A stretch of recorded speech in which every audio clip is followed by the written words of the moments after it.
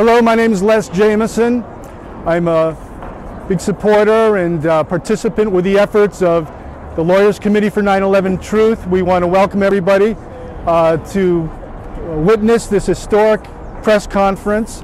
This is the culmination of many, many years of hard work of researchers and activists, all involved in a quest for the true explanation and full spectrum analysis and exposing of all the evidence of the events of 9/11. And this is also more specifically a culmination of 3 years of hard work and research and strategizing by a team of lawyers called the Lawyers Committee for 9/11 Truth. Inquiry. Let me rephrase that. They are a nonprofit organization called the Lawyers Committee for 9/11 Inquiry. Woo! Their website, lcfor911.org.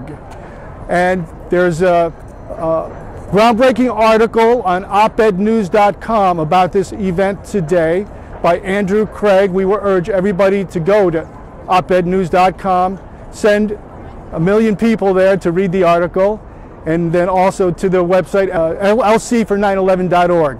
With that, I'm going to introduce two of the attorneys, and also you're going to hear from a 9/11 family member, Bob McIlvaine. And first, we're going to start off with Julio Gomez.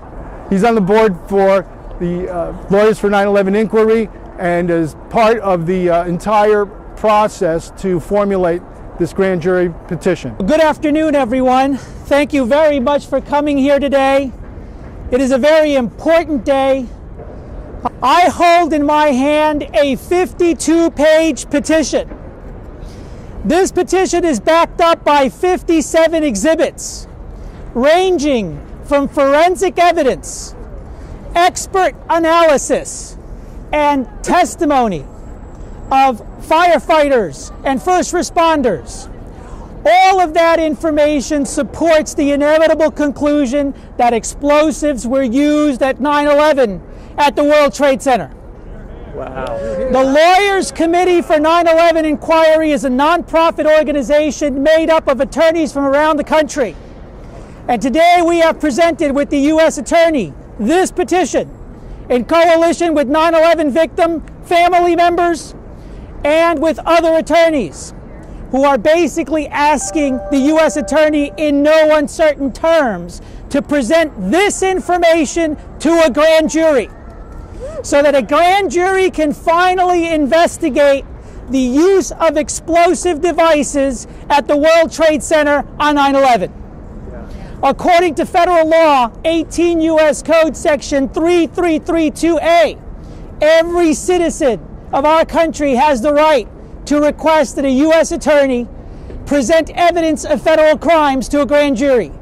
We are exercising that right today. Why not? As a group, as a country, because it is time for the truth to be heard on this subject. Amen. Yes. Amen. Amen. Amen. If the U.S. Attorney's Office does not act, the Lawyers Committee are prepared to go to court to compel the U.S. Attorney to present this evidence to a grand jury. And I'm sure that everyone here will be there when that day comes. Yeah. Hopefully, the U.S. Attorney's Office will do the right thing. It will put integrity over expediency. It will tackle the tough issues. It will look hard at the evidence and give it the consideration it deserves. I am here surrounded by a number of supporters. We have been working very hard on this.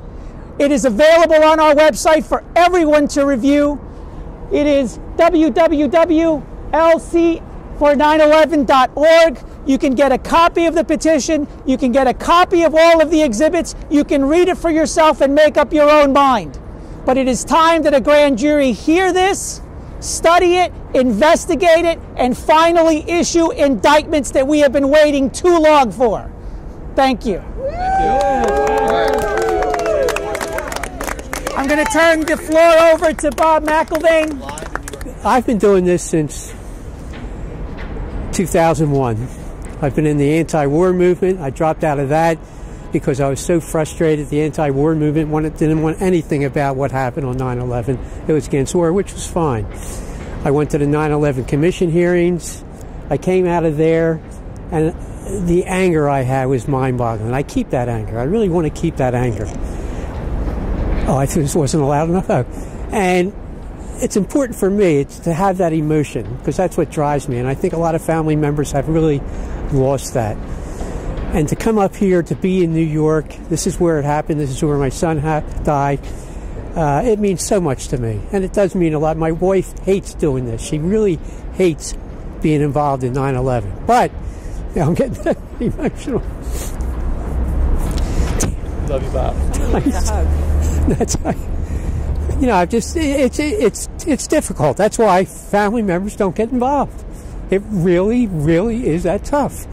As I was talking earlier, I was a member of Peaceful Tomorrows. It was so great. You felt good about yourself because you were anti-war. You're going to Japan, all around the world, talking about we shouldn't be using 9/11 as a war, part of the war machine. And I used to speak in colleges, high schools, because people wanted to hear that message. It was a great message. I didn't want to go to war. But then, you know, the anti-war movement wasn't getting anywhere. So I go to all the commission hearings. And after that, I was just so angry that they're lying. It was not an investigation. It wasn't even close to an investigation. As Ben Venise said, it was an exposition. So with that, I carry that anger. My wife doesn't want to be angry. You know, and it's tough. I mean, you have to play both sides. You have to feel good about yourself. You want to be happy, but I don't want to lose that anger. And to come up here and do what I'm doing now, it really helps that anger to become productive. And you want to feel productive. And I really feel productive doing this. And give such credit to all the people that are doing this. And the word has to get out. And it is. I was on Ted's email, or the Facebook. Every day I go on the Facebook. I did a little 6-minute film on what happened up in New York. And they, of course, put that on there also. Every day of the week I get on there and I see another person from another country. Practically every country in the world. Indonesia, South America, Central America, throughout Europe. So the world is recognizing what is happening. The world is ready to state that the United States committed a crime. I know we don't like to talk about who did it, but the crime happened here. And that's what, you know, the word is getting out. And I just feel so good coming up to New York because there's just so many people that want to get involved in that. Where I live, it's a total wasteland. People don't want to talk to me. They don't want to talk about 9/11 because you got to do the work. You got to do something about it. And they just don't want to do the work. And that's very frustrating. People up here are doing the work. And that's what's so great about what's happening now. Okay? Thank you. Thank you very much. Bob. All right. Yeah. Today is a very historical moment. We had just given this document to the U.S. Attorney's Office along with the thumb drive with the exhibits. Unfortunately, the main drafter of the document, Mick Harrison, is en route, but he had problems with the plane, etc., and he will be here later today. But when you look at the document, a lot of people had input into it, but Mick was the main drafter of it. All right, so just to give him some credit, and unfortunately he's not here for this historical moment. Now, this is a long time coming, and it shouldn't have been. If the law enforcement and the prosecuting arm of the government had done their job, this would have been done 16 years ago.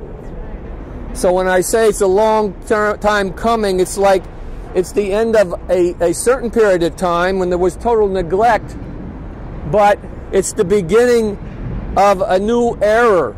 And why I say that is because now this is sort of like a counteraction. This means the people. This is a people's document. Yes. This means the people can go on the offense now.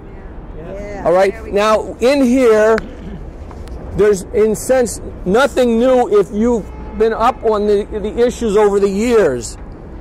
But what's new is that it's been put in a legal context.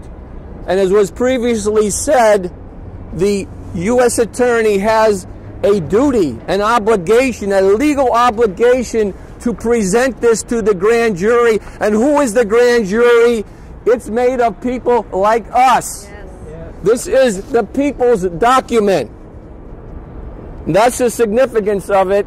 And it's done where the evidence is presented in a way that reads very nicely, it flows, and it's so much evidence in the sense that it's just so much common sense. It sort of like stuns you in the sense of how simple it is, and yet, and how truthful it is, and yet how it's been totally neglected. All right. So, for everyone that's here, and you've carried the torch for so long, I commend you. And for the architects and engineers, a lot of the groundwork they did not shirk their responsibility as citizens. They applied the physics, they applied the chemistry, they applied the engineering, the architectural skills to really free us as people, to allow us to be free, because they know the nuances. And even though maybe it looks like common sense in some ways, when buildings come down because of fire, they explain it scientifically and explain what the laws of physics are with gravity and things of that nature. So it was impossible that the story that the federal government gave was true. It was a fairy tale at the highest level, bought by most people because they believed, unjustifiably, unfortunately, in their officials, and their elected officials deserted them. So what comes through with the investigations that were done, or with architects and engineers and with the lawyers committee, is that the evidence is there for a review by the U.S. Attorney for indictments and convictions, and now we take the action basically to them. Now, we have to remember too, this was a multifaceted crime. This did not just cover New York City, although New York City was the most sensational. There was things that happened in Washington, there was things that happened in Pennsylvania. I keep on saying there was a lot of conspiracy being planned in New Jersey. So if we can keep the Lawyers Committee together, there are other actions. There's Freedom of Information actions that we're involved with. There's Open Public Records action we're involved with in New Jersey. There's a lot of other things we can do. So we ask everybody to support the Lawyers Committee. That's www.lcf4911.org, and we can hopefully have the funds to keep the action going. But again, this is a very significant day. It's a long time coming, but it's really only the beginning. And I thank you very much. I salute you, and pleasure to be here. Thank you. We have one more speaker, Dusty Burke. She is part of a publication here called Westview News, and this is a print media that is distributed in this whole southern Manhattan district. Her audience is the population that was most closely affected physically by the fact that they are in this location. So please welcome Dusty Burke.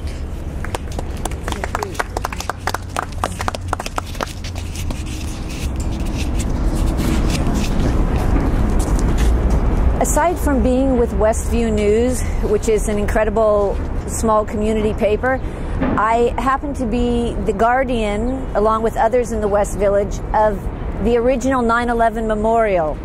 It's called the 9/11 Tiles for America. And the days after 9/11, Lori Vesey, who had a little pottery shop around the corner from our hospital, St. Vincent's, where they expected everyone to come, so people were gathering there. She started making angels and doves and flags and little messages and putting them on the fence. And it grew to thousands over the years. And she worked with the Contemporary Ceramics Studios, the CCSA, and members from all over the world of their studios sent these little messages. We have 2,800 messages right now that we're caring for. And on the corner of 7th Avenue and Greenwich Avenue, you can come and make a tile and hang it there with your message for the families. We put flowers out every weekend for a year, and people from all over the world come and say, what happened? What happened? What really happened? And everyone's very frustrated. We know the story they're telling us is not true. If you go to the internet and you start doing the most basic research, the BBC, Building 7 going down, how could they possibly report that 20 minutes before the building went down? There's someone else filming a policeman that's saying, clear the area, the building's coming down. Yet we as people, when we look at this information that we're trying to get out in the public, are called conspiracy theorists. We just had a big group here before us, a couple hundred people for, I don't know, women's equality or something. I'm sure it was a great cause. They had 9 news stations here, and I approached them all and said, I'm with Westview. I don't see any other press. Are you covering it? And they all took their cameras and said, we've got to go now. They don't want to cover this story. I was told that this went out on the PR Newswire, or one of the newswires. Yeah. 3,000, get it, 3,000 fake news outlets got this and are not here. And the reason I say they're fake is because they are not here. They are not asking the questions, and they are not our papers. They are not giving us the opportunity to look at the information as intelligent people and decide, that looks like a squib all the way down. Or, gee, you can go online and Google Building 7, controlled demolition, Building 7. Boop. I heard the Enron scandal was in that building and vanished with all that, along with other things. So we're wide awake, and we might look like a small group. A lot of people don't want to stand up here, you know, and paint a little bullet on their back like, I'm a conspiracy theorist, I don't believe CNN, or I don't believe the Times. But the reality is there's a truth to be told, and these awesome, dedicated people are telling the truth. We've got the community paper behind us. We've got the 9/11 memorial behind us, and we have the truth behind us. So all of you people who are seeing this, put it out on your social media. Go to all the people that you know that are good and send it on to them, and let's see what we can make happen. Let's create a tsunami to cover up for the cover-up. Do it for your kids. Yeah, really. Thank you. Well said. Let's not underestimate the power of grassroots activists from around the country, around the world, to magnify what took place here today. Because it is of such significance that it will be impossible to minimize what took place. We have so much to be thankful for, to be proud of, to feel a great sense of accomplishment. And this is incredible work that was done, so that all who are concerned about exposing the incredible deception of the official story of 9/11 can take this and disseminate it far and wide. And when people go to lcfor911.org and see for themselves the grand jury petition and the exhibits, to know that the public now has the full body of evidence that has been compiled for all these years, that has been presented as part of this grand jury petition. The public now has full access. Please make use of it to the most highest possible extent. And all we can say is, let's continue to work towards the truth and continue to organize on all levels, local and nationally. From this point on, we can do many things to support the actions of the Lawyers Committee for 9/11 Inquiry, because that's what it's going to take. A very, very strong, committed informed public. Yeah. And that's what we can help to generate and to create the groundswell to support the work of this very, very committed team of lawyers. And with that, we want to thank everybody for being here today, and let the truth prevail. Yes. Get empowered. Time for empowerment. Thank you, everybody. Thank you all. Thank you all.